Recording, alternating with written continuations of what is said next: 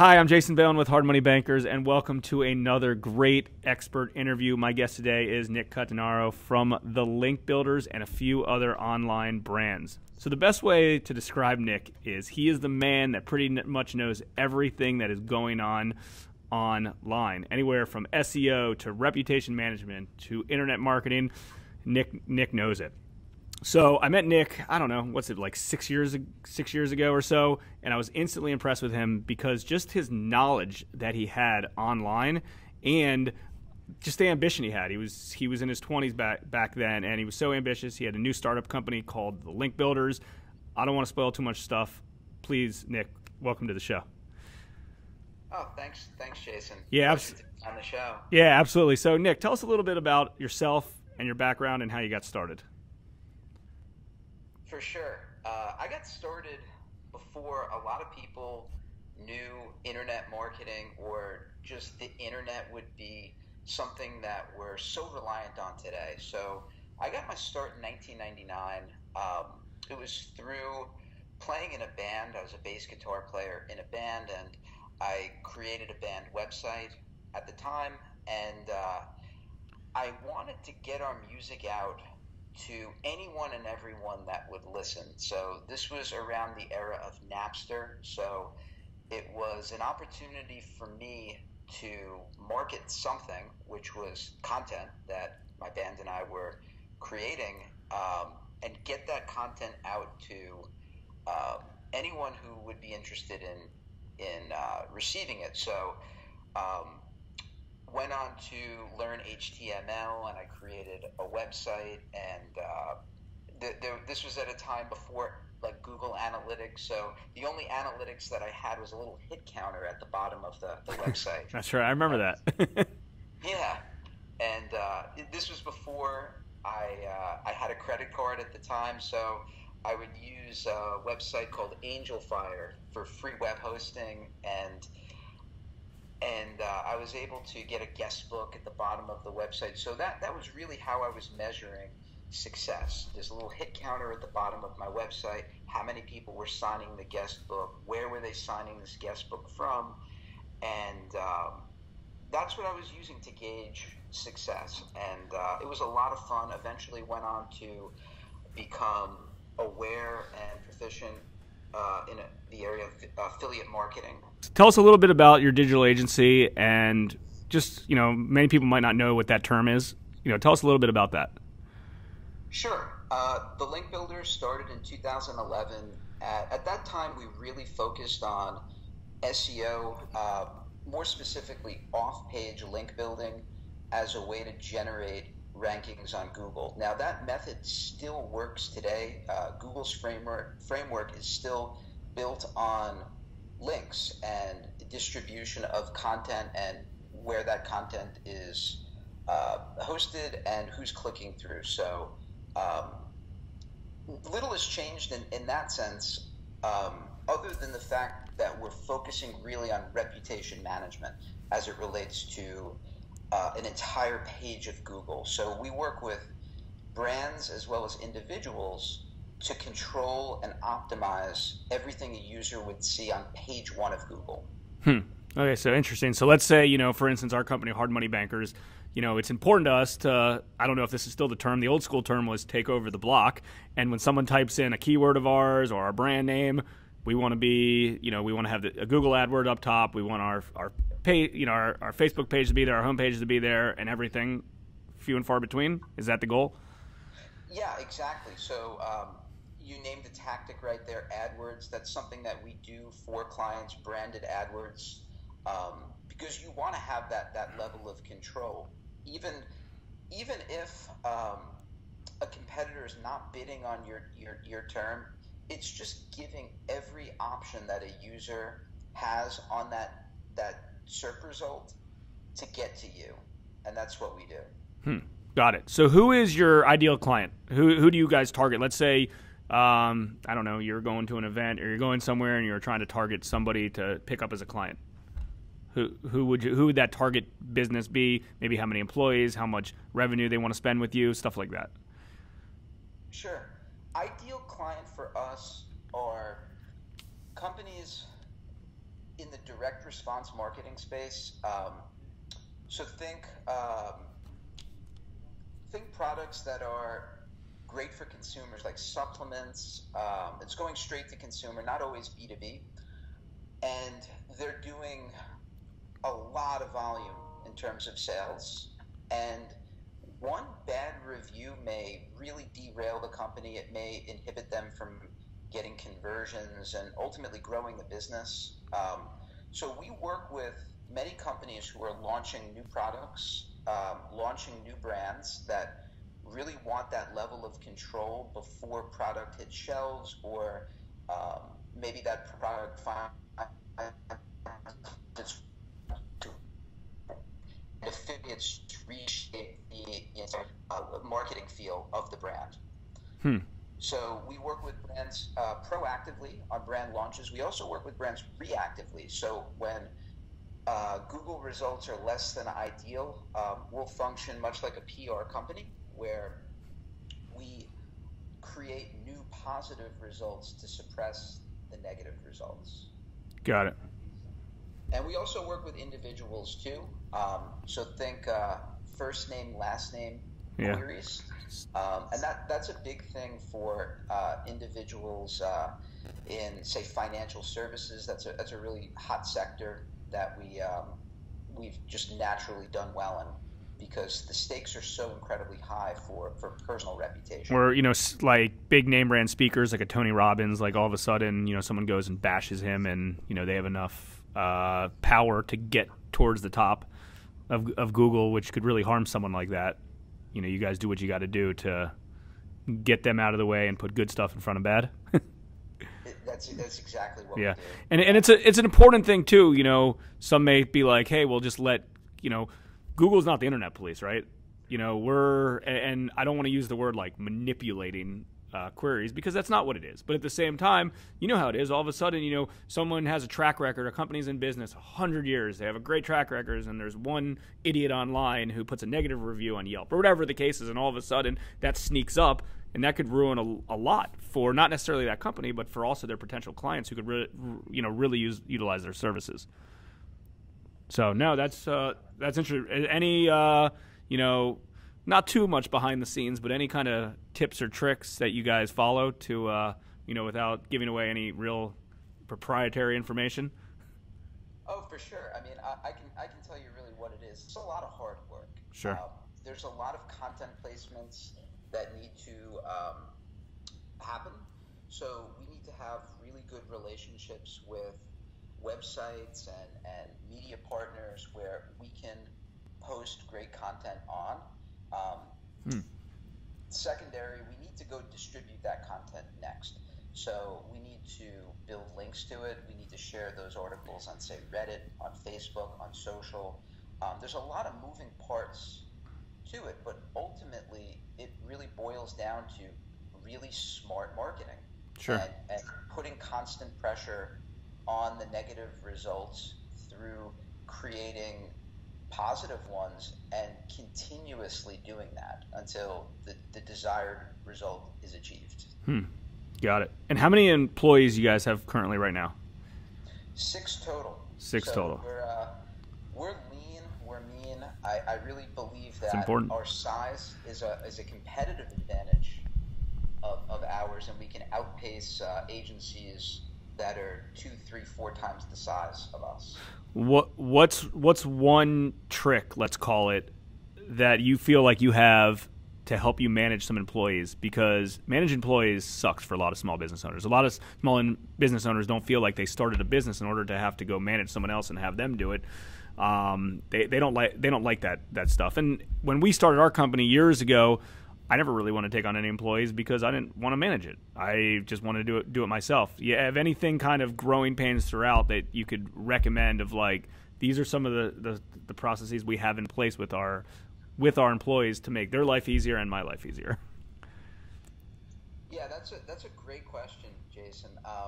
One thing that I've noticed, and this may work for some companies, not all companies, but we've gone remote. So we used to have an office in Maryland. We outgrew that office, and in fact, we shared space in the same office building. That's right. At one time, and we outgrew it, went to a bigger office that could accommodate more people, and we grew more there. And then ultimately I made the decision to no longer operate the company in a traditional office environment. That was probably one of the best decisions I've ever made. Was it the right decision for my company? Absolutely. And the reason being is that the focus no longer was on when people were showing up, when people were leaving, how productive they were while they were there, or the illusion of how productive they were while in this office setting. Going remote and using great tech like Asana, we use for project management. We use Slack for internal communication. We even use a system called Pulse. It's like for Scrum planning, kind of road mapping, things like that. And then again, finding the right people who thrive in that type of environment really made our tremendous growth happen for us, and a lot less stress for me. Sure. Do you feel that the types of people you hired on the front end alleviated a lot of the back end problems because you scrubbed the people the right way on the front end? Like, what's the best way that you're keeping people accountable for things? Because a lot of small business owners, they feel like they don't have the passion as some of the employees do, so they want to figure out ways to hold people accountable. Or what we kind of found is you put the right people in place on the front end, and it really, really alleviates issues in the back end. Well, first, I'm with you on the right people. Like, that's key. And for me, it's ever changing what that criteria is. You learn so much over the years by hiring, firing, and seeing why some people just stay the course, for a duration of years. So 3 key elements that I look for are smart, hungry, humble. Those three elements. Great resume, relevant experience. That should all be a given. A positive attitude, all givens. But three of those elements absolutely need to be there. They need to be smart cookies. Highly intelligent, able to problem solve on their own, able to spot pitfalls before I spot them. So being smart, being aware that it's so essential to your success within our organization. Do you guys do personality tests ahead of time, or you haven't really needed to in the past?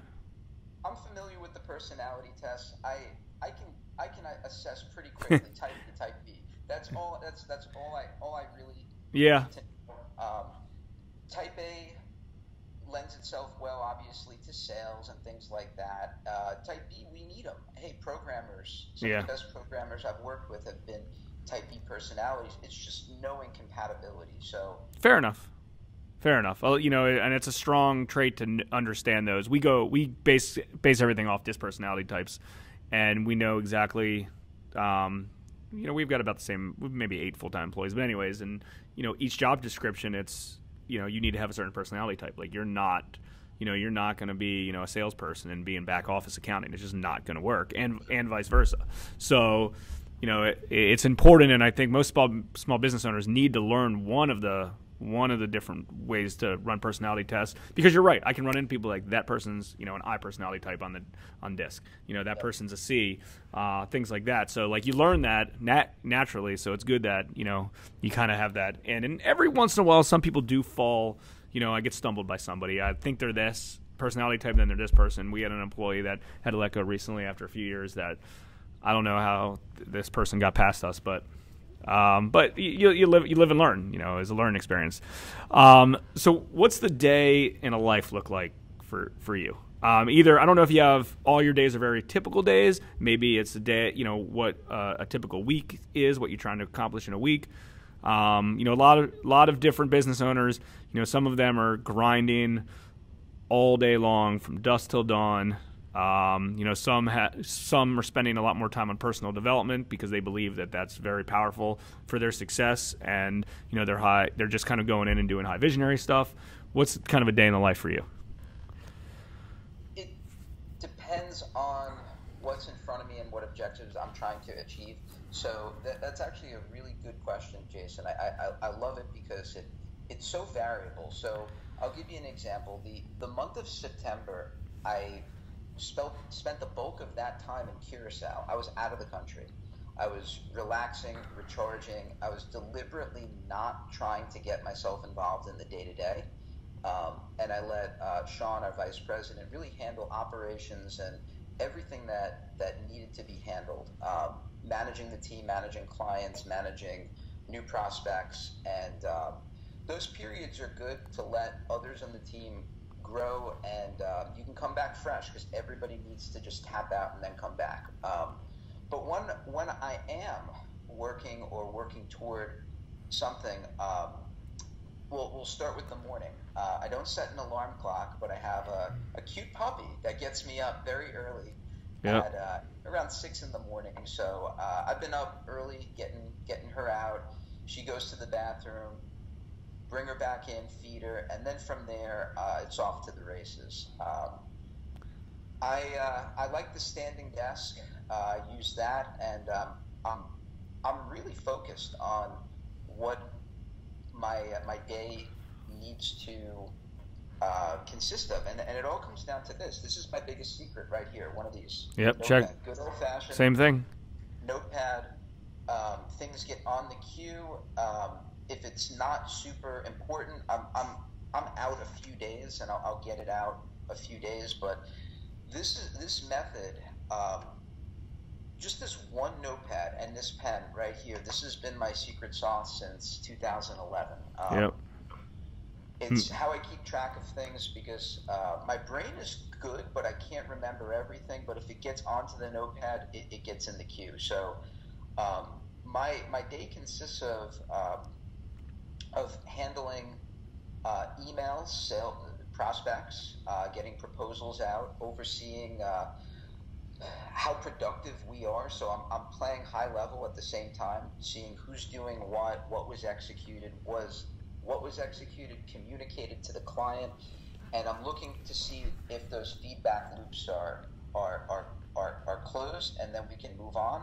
And toward the end of the week, I really front load my week, so I'm kind of tired. I'm dragging by Friday, and that's the sign of a good week. So Fridays, I allocate 1 hour to preparing for a call that I have with a coach, and I allocate another hour to the actual call with the coach.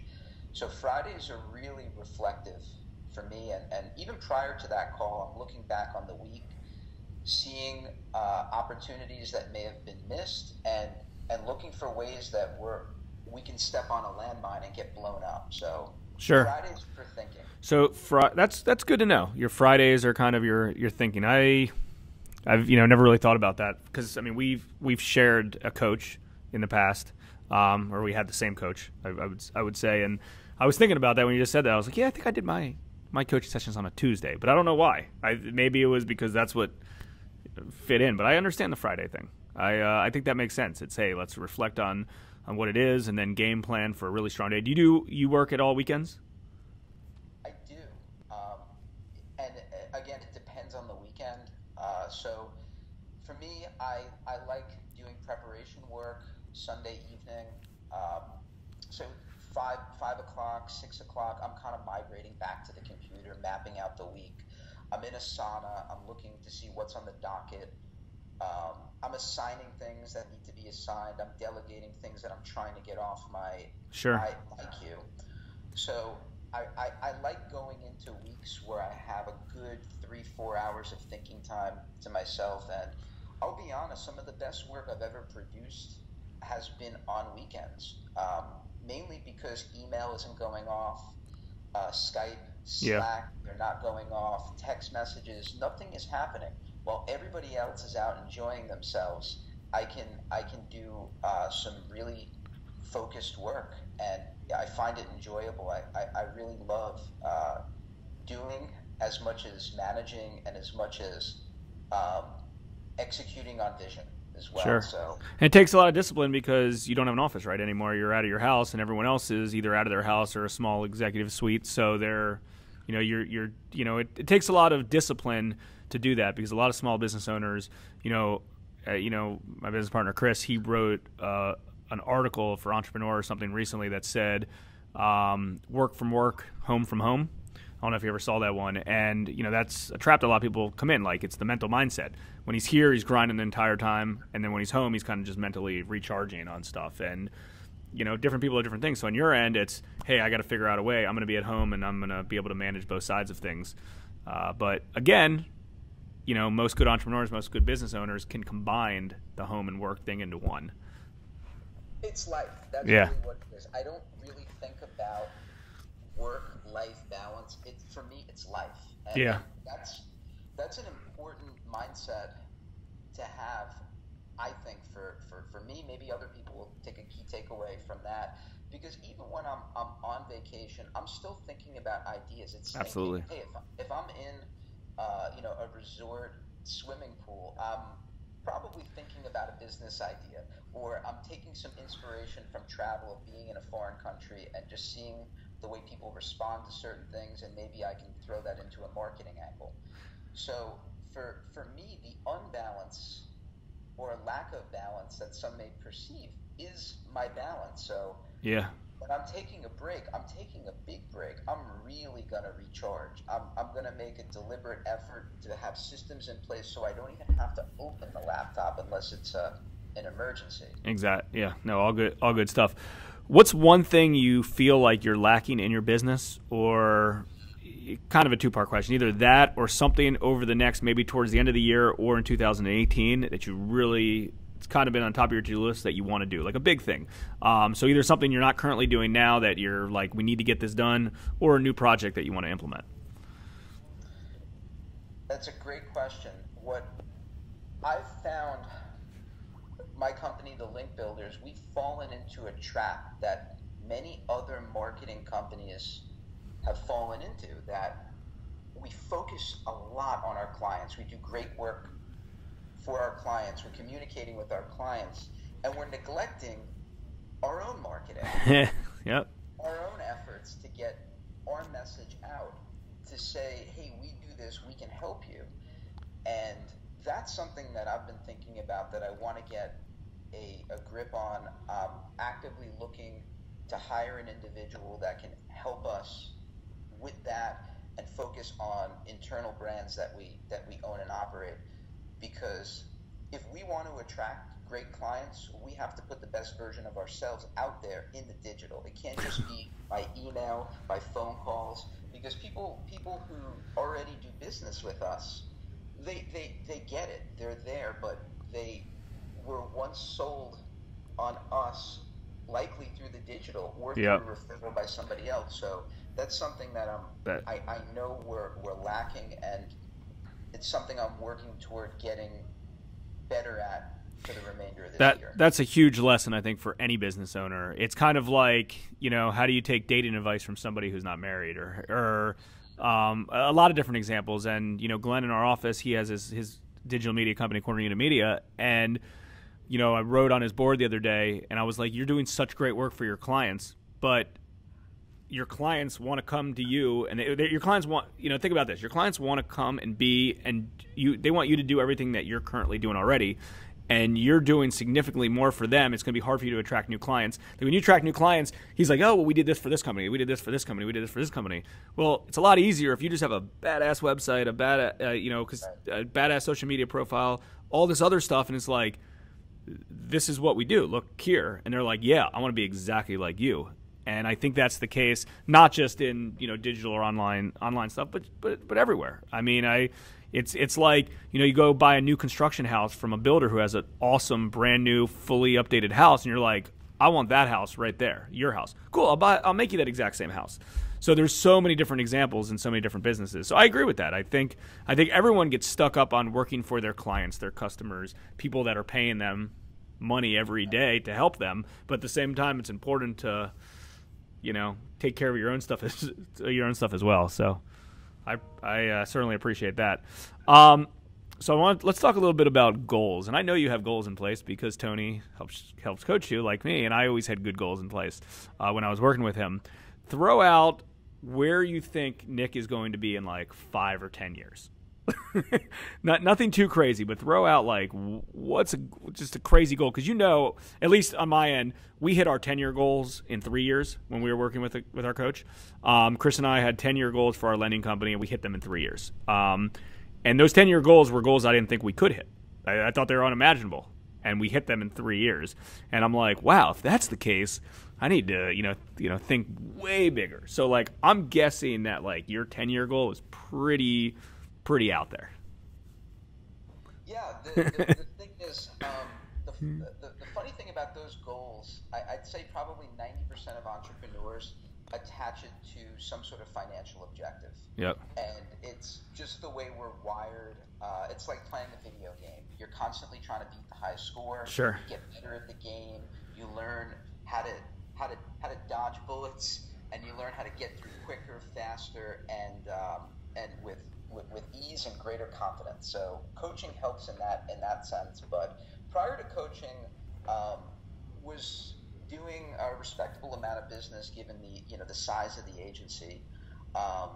It was under $1 million, and now we're doing millions of dollars of sales, which is fantastic with the same team. So that just shows efficiency, good systems, the right clients, and giving a proportionate amount of value is there.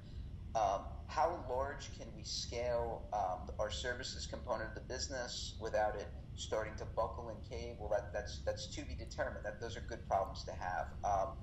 But just throwing some quick financial goals out there. I'll be 43 years old in 10 years. Agency will likely be doing 10 plus million in sales. Personally, should have a real estate portfolio in the millions. That's something that I've been very active in this year, with my wife being a realtor. We actually closed on 4 properties in 1 calendar year, so we're working toward that goal, and with the help of a great property management company, I think I'll be able to hit those goals, because I'm outsourcing what I don't like or I'm not good at, and focusing on what we're doing best, and that's just being smart with capital. 10 years out, I see my cryptocurrency holdings being worth millions and millions of dollars. I see blockchain technology kind of dictating how we go about our daily lives in a different way, and how business it will change for the better using blockchain-based technology. But beyond that, children, my cute little puppy will probably be older at that time. We'll still be alive in 10 years, so that's good. Hopefully. And I think by at that point in my life, I think I'll be a lot calmer in terms of knowing what I want, and being able to see things happen before it happens. And I'm still ground and pound right now growing this business, because I don't see myself being less hungry at 43. I see myself being a lot more calculated, selective, and being able to just ignore things. That's a tough thing for me right now. Like, if people keep emailing me and they want to get on a call with me, eventually I'll probably cave and get on the call, or I'll just respond back, I'm sorry, I'm really busy. At that point in my life, I won't feel any guilt for selectively ignoring. Fair enough. What? All right. So I got one more question that I ask every single person that I interview. How do you picture retirement in your head? Are you the type of guy that is going to be like, grind? I'm going to freaking, grind all day long until I die. This is what I love. This is what I'm going to do. I'm never going to stop. Or are you like, hey, I made my money. Maybe it's in 10 years from now when I'm 43. Hey, I made my money. Take my cell phone, throw it in the ocean, be like, I'm out, lose my number, never talk to me again. I don't think I'm capable of going into retirement mentally. I think it's a mental state. To say that you're retired, what does that mean? That means that you're not working, you're not actively working towards something. or are you not actively working toward generating an income through providing a service or trading your time for some form of monetary compensation? Retirement, for me, I see myself still doing real estate deals, still enjoying the cash flow from rental properties. I may not be doing the marketing activities like I'm doing today. I mean, the brain is a funny organ. At the time, I might not be as sharp. I might not be as fast, but I hope that the Linkbuilders brand is still alive and well, and the message from who it was founded upon is still carried through in the work that the company does. Sure. Yeah, I mean, it's the same response everyone has. It's I want to be in the middle, right? I'm not going to freaking grind, worry about all the stupid stuff that I'm worrying about now, but at the same time, like, I'm not just going to sit down on a beach for 2 weeks or, for the rest of my life and not do anything and just rot away, because that's what you'll do. You'll just rot away and your brain will deteriorate because that you'll do something in the middle. You wake up, maybe you go grind at the office, check on your investments, do some deals, meet some clients, and then go play golf or do whatever and travel a lot. So, that's the answer. What I've realized with pretty much most successful people is I like what I do and that's why I do it. But at the same time, like, I'm gonna do a little bit of both. That's just the way that we're wired. And also, a lot of people feel maybe they're not fully retired, but they kind of feel like they're retired because it's, hey, retirement is doing what you want to do. And like we're creating these businesses based on our lifestyles and based on what we want to do. I mean, yeah, personally, I'd like to go play golf more. I don't do that yet, but I'm sure there's things that you'd personally, hey, maybe I'd like to travel a little bit more. But there's a lot of different things that happens. But I think the goal with all of this is we're all kind of what's the term? Spinning our businesses, our lifestyles into what we see will be a retirement in the near future. I'm with you on that. Just to add on, I see myself giving back in retirement as well. Finding people or an organization that I'm passionate about, which may not even be in existence today, because we're talking many decades out. But I see myself staying active mentally, active physically, and I don't want to say enjoying life more, because for me right now, this is enjoyable. Yep. People might say you're nuts, this is crazy, or I've heard this one before, this is no way to live. I would differ and say this is really the only way to live because of the level of control that I have over my life. That's right. It's a big thing. I mean, you're controlling it, and you figure it. I remember once when we started our company, Chris's mom was like, "That's way too risky. You don't want to start your own business." And his response was like, "You know what I think is risky? You getting a W-2 from your current employer, because you have zero control over that. Number one, they can go out of business. Number two, you only have one line of income coming in. What happens if that stops?" And I wasn't being mean about it. He wasn't being harsh about it. And keep in mind, another thing that we've been talking about recently, because I've been finishing up that book, Shoe Dog by Phil Knight, the Nike book, and it's different now than in the past. That generation, or 2 generations ago, they didn't have the opportunities that we all have. And in the future, there's going to be a lot more opportunities. They didn't have the opportunities to start a business. They didn't have banks that you could get money from. They didn't have, you didn't just start businesses there. So, we're in a good spot where there are a lot of different opportunities out there. And I'd encourage, my kids and different generations to come of, hey, let's try to work backwards. Figure out kind of what your end game is and work out and kind of mold your life into the way you want. Because, you know how it goes. You're going to turn 43 in 10 years from now. Quick. Think about when you were 23, where you were, and I think the same thing about where was I 10 years ago. Like, how far have you come, since then? How much further you're going to be in the future? Light years. You just compound. It works just like compound interest. Like, you're just doubling your life. You're just doubling your knowledge. You're just doubling your assets. You're doubling everything so quickly. So you got to do it the way you want. So, Nick, I certainly appreciate it.